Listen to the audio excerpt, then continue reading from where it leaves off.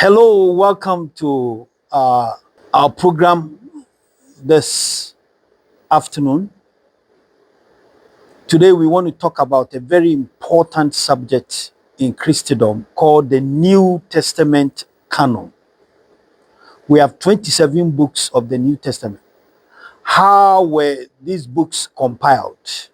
What was the rationale behind it? So, we want to go a little bit into theology and let you know the historical context for the New Testament canon. So I want to welcome you to the program, and with me here is our faith dialogue host, Pastor Ransford Ni Oko Odoi, who is going to help us in moderating and also answering the question. So welcome.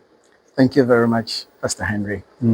And today's discussion happens to be very interesting. It touches a lot on theology, and we'd like to dive deeply into that. We have been reading the New Testament and the Old Testament, but how were these books compiled? What do we know about the New Testament? And so today, that is the focus of it. So, Reverend Henry, when we talk about the New Testament canon, what is the New Testament canon?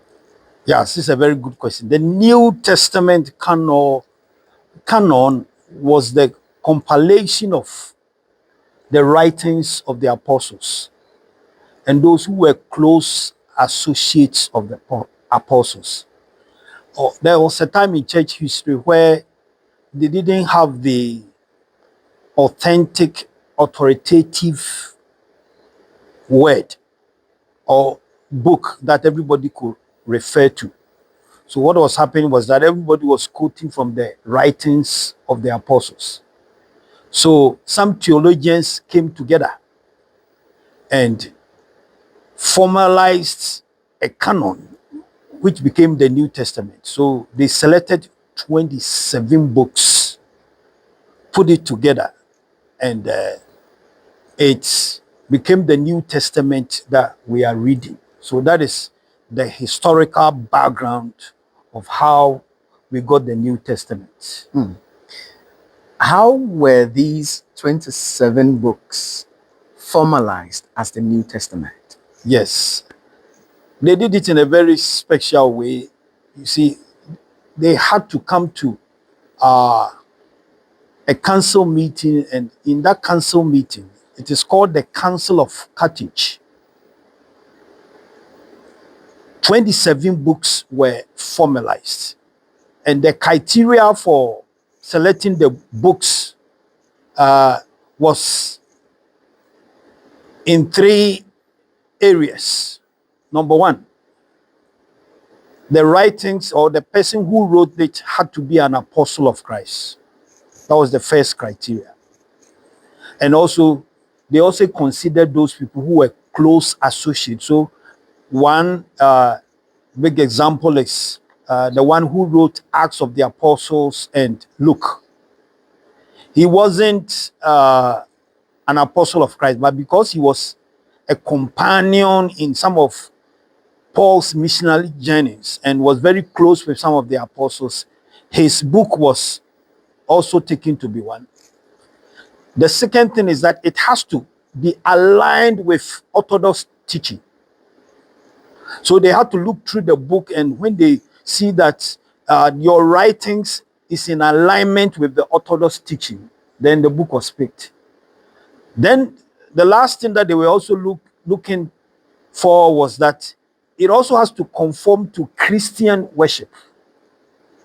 So these are the three criteria with which the books were selected. Let me give some historical background about this. There was a pastor or a bishop in Asia Minor who was called Marcion.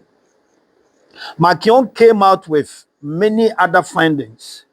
And according to Marcion, he thought that they should abolish the Old Testament. So historically, he was the one who coined the term New Testament. The New Testament was from a Latin word that says testellanus, which means a covenant. So he coined it. And he was of the view that the Old Testament should be a separate book that has a lower deity. But some scholars also sat down, went through the list, and saw that the Old Testament was a foreshadow of the New Testament. No, the Old was the foreshadow of the New Testament. Because of that, they gave him a nickname. They called him Heretic Macron, in the sense that Macron was a non-conformist. He doesn't conform into the things, and he was also a dissident, right? Because he is that hardcore guy who is always coming out with something that was not in line with the official dogma. There was an official dogma about how we want to go about things, but Macron was very different. And because of that, they came together and didn't accept the doctrine that he was bringing. So it was as a result of this thing that they sat down and came out with the New Testament canon, which became to them the inspired book of the Lord and also authoritative. And from that time, they said that apart from the 27 books, you can't have any other book besides that. And that is how we come about with the New Testament canon. So there is no addition to the 27 books. Yes. We have the New Testament, these 27 books, as the New Testament canon. How relevant are these 27 books to the church as a whole? Yes, the relevancy of this thing to the church. This is a very important question, and we want to answer it in our time. That's the reason why all of us have to read church history. Right now, we are living in a time of the prophetic, right? And there has been many errors, mistakes being committed. But you see, if you follow church history, the same thing that happened in the 2nd century is also happening here. As a matter of fact, if you go to the Acts of the Apostles, there was a time where they even had a big deal with circumcision. Yeah. So Paul had to go to Jerusalem for them to solve the problem. The relevancy is that I think the time has come for church leaders, theologians, and people of high repute to come together and also decide on what we are going to do. But we are living in a time where you see a young guy wants to be popular. They call themselves prophets, and they are coming out with every doctrine. We need to get a body, a respected body in Christendom in our time, who will also do what others did. Because, like I said, if they had allowed Makion to go on with his thing, I'm not sure we would have had Christianity by now. So we don't have to also allow the people who are doing this thing. There has to be what I call the proto-orthodox or proto-orthodoxy in our time, who will also come in and says that these things doesn't align with our orthodox teaching. And I want to comment on what our general overseer is doing.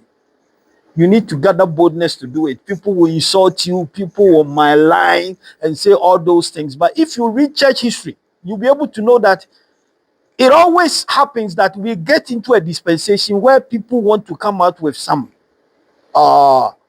doctrines. But if it is not the right doctrine, we need to be very relevant and also talk about it, because I think we are in a different kind of dispensation. All right, I call this dispensation modern divine. Modern divine. You see, we are moving in the charismatic world now, and certain things are becoming modern. And because it's modern, there has to be some hard and fast rules to guide Christianity. You see, I'm talking about this based upon some of the things that we are hearing these days. Surveys are telling us that in America, I'm talking about America because I'm in America, Yeah. 15,000 churches are going to close down this year. And it's serious. And the reason for all these things is of the fact that some of them, they have certain doctrines that cannot be sustained for a long time. The same thing is happening in Africa. If we don't talk about the prophetic and the other things that this thing is doing, a time is coming, like Gamaliel said it. If it is not of God, it will not stand. We will not wait till the church of God collapses. So we want to throw more light on these things and let the big men come to the table, and let's all begin to think and come out with an authoritative way of doing things. And if we do that, then the church of God will survive. If we do that, then the church of God will survive. Today, we have had a foundation, an understanding of what the New Testament canon is. We've had an understanding of the relevance of the New Testament canon to the church. We'll be diving deeply into the canonization of the New Testament, and we are setting the foundation for today. So stay tuned. If you have any questions at all, put them under the comment section, and then when we come back next week, we will give you answers. God bless you. And Reverend Henry, what are your last words? The last words that I want to say is that I want to also use this time to invite you to Solus Conference.